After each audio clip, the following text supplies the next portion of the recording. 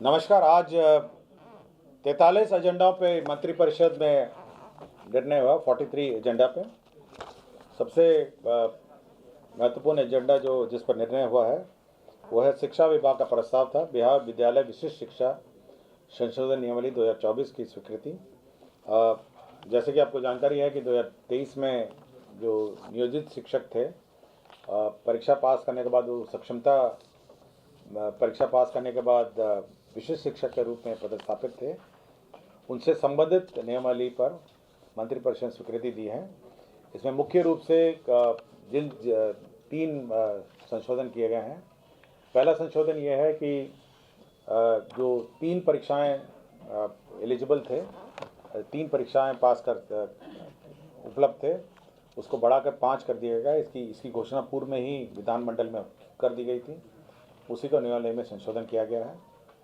दूसरा ये है कि जो विशिष्ट शिक्षक हैं जो जहां पदस्थापित हैं वहीं पे उनका पदस्थापन प्रोविजनली विशिष्ट शिक्षक के रूप में किया जाएगा, और साथ ही साथ जब इनके कागजातों और सर्टिफिकेट की जांच होगी तब ये परमानेंट वहीं पे पदस्थापित हो सकेंगे। किंतु इनका पद स्थानांतरण ये होगा, जिसके लिए स्थानांतरण नीति भविष्य में कभी भी बनाई जाएगी। तीसरा ये है कि जो इनके डिपार्टमेंटल प्रोसीडिंग और कार्रवाई का जो प्रावधान थे उस नियमावली में नहीं थे। जो बिहार सरकार के सर्विस कोड में जो प्रावधान है वो सब किए गए हैं। साथ ही साथ एक और प्रावधान इसमें किया गया है कि यदि कोई टीचर कोई विद्यालय का माहौल बिगाड़ता है, स्थानीय राजनीति में तंग करता है, अन्य टीचरों को पढ़ाने से रोकता है, या पूरे शिक्षा विद्यालय का माहौल बिगाड़ता है, तो उसको उस विद्यालय से स्थानांतरण अन्य ब्लॉक में किया जा सकता है, और जिला पदाधिकारी की अनुशंसा पर यह जिला के बाहर किया जा सकता है। किंतु ये करने के पूर्व उसको नोटिस दिया जाएगा 3 दिन का। 3 दिन में वो अपना जवाब लिखेगा। उस पर जिला पदाधिकारी या ऑर्डर करेंगे, या तो ब्लॉक से बाहर का, या फिर डायरेक्टर जो एजुकेशन है वो जिला से बाहर का ऑर्डर कर सकेंगे। जिला पदाधिकारी के ऑर्डर के विरुद्ध अपील डायरेक्टर के यहाँ उपलब्ध रहेगा, और डायरेक्टर के ऑर्डर के विरुद्ध सचिव शिक्षा विभाग के यहाँ उपलब्ध रहेगा। तो यही मुख्य प्रावधान है जो किए गए हैं, जो नियमावली है विशिष्ट शिक्षकों की। दूसरा यह प्रावधान था समाज कल्याण विभाग का। इसमें समेकित बाल विकास सेवाएं योजना के अंतर्गत नाबार्ड में IRDF से लोन प्राप्त करने के पश्चात लोन के माध्यम से आंगनवाड़ी केंद्रों का निर्माण किया जाएगा। कुल 2500 आंगनवाड़ी केंद्रों का निर्माण किया जाएगा, और इसमें लोन की राशि 85% जो है नाबार्ड का लोन होगा, और राज्य योजना मद में 45 करोड़ जो 15% व्यय होगा राज्य मद में होगा। तीसरा है कि जो नगर निकायों की राशि जो वाणिज्य कर विभाग जो पेशाकर मद में वसूलता है वो विभिन्न नगर निकायों में उसका वितरण होगा। वो 93,39,15,000 रुपये विभिन्न नगर निकायों में इसका वितरण होगा। नमामि गंगे की योजना है। नमामि गंगे ये 100% केंद्र सेंट्रल सेक्टर योजना है। इसमें जमुई नगर परिषद में इंटरसेप्शन एंड डाइवर्शन एवं सीवेज ट्रीटमेंट प्लांट के निर्माण नमामि गंगे प्रोग्राम के तहत 100% राशि भारत सरकार दे रही है, और इसमें 3 इसमें कुल 77 करोड़ 39,85,000 रुपये भारत सरकार दे रही है, और जो सेंटेज की राशि है 3,59,98,000 दे रही है। कुल 80 करोड़ 99,83,000 रुपये इस पर व्यय होगा। नमामि गंगे की ही योजना है। ये दाऊद नगर में इंटरसेप्शन एंड डाइवर्शन और सीवरेज योजना है। इसमें 44 करोड़ 56 लाख रुपए व्यय होंगे। यह भी भारत सरकार की सेंट्रल सेक्टर योजना है। DA रेट इंक्रीज किया गया है। सष्टम केंद्र वेतनमान में वेतन और पेंशन की राशि जो है 239% को बढ़ा के 246% किया गया है ये पेंशन की राशि। इसी तरह ये बहुत पुराने हैं, ये तो बहुत ही कम होंगे।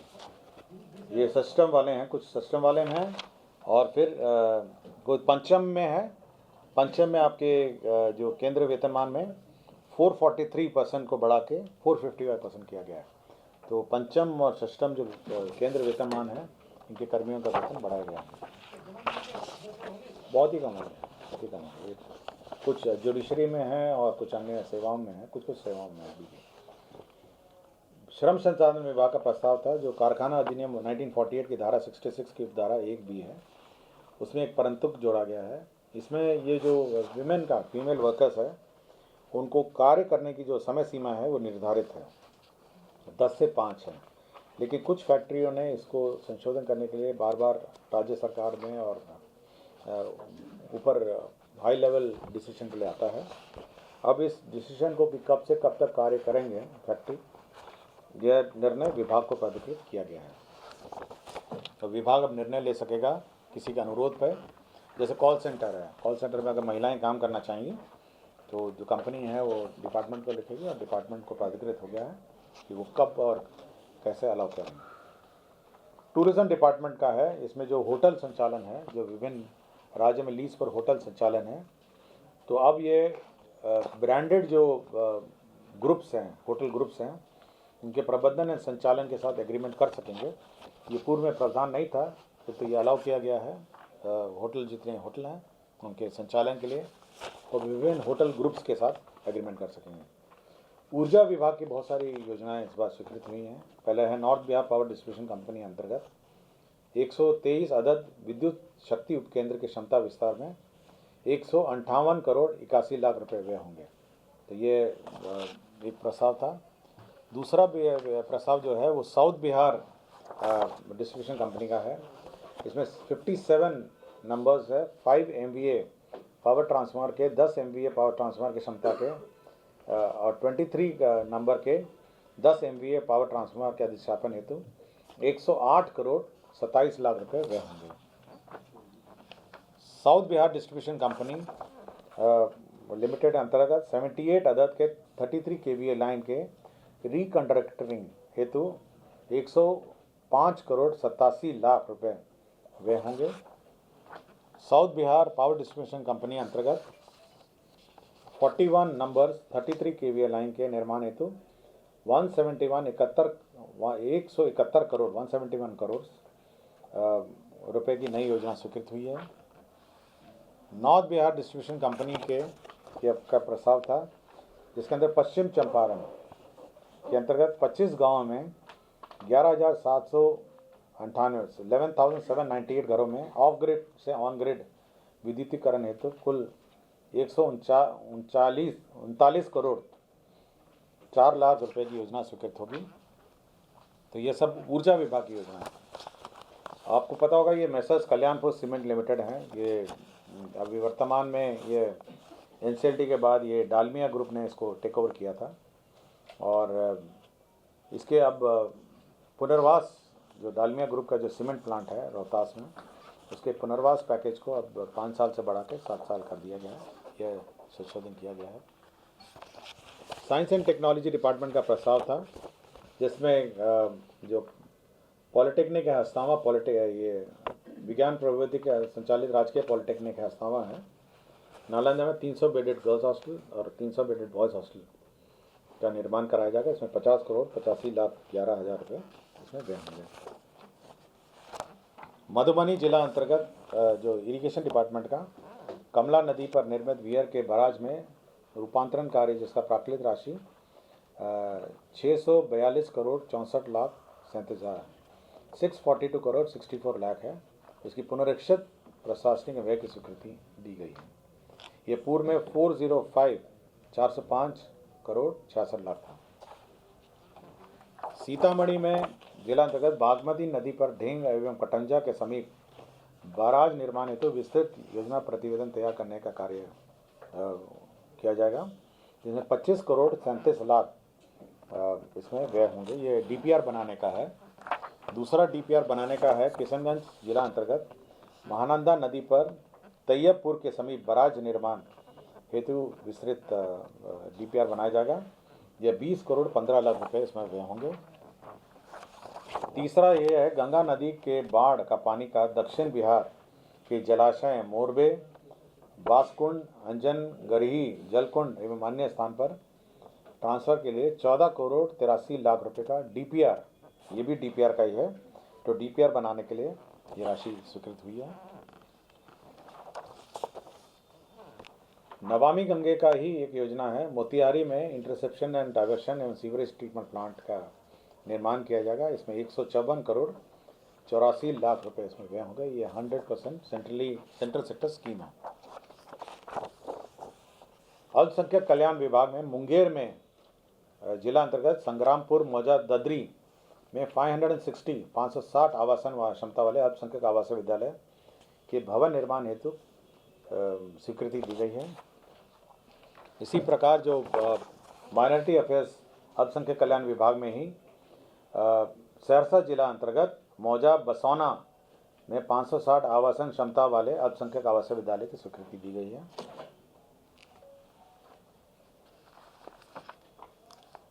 पिछड़ा में मध्य पिछड़ा के अंतर्गत किशनगंज जिला अंतर्गत 520 आवासन वाले पिछड़ा वर्ग एवं कन्या आवासीय +2 उच्च विद्यालय का भवन निर्माण है। किशनगंज में 520 सीट का ये स्वीकृति दिया गया है। सर्किट हाउस का विस्तार का भी इस बार प्रस्ताव आया है। जो पुराने दो बिल्डिंग हैं, 2 पुराने बिल्डिंग है और बीच में नया है, तो पुराने बिल्डिंग को तोड़ के नया बिल्डिंग बनाने के लिए 34 करोड़ 26 लाख का योजना प्रस्ताव हुआ है, जो स्वीकृति दी गई है।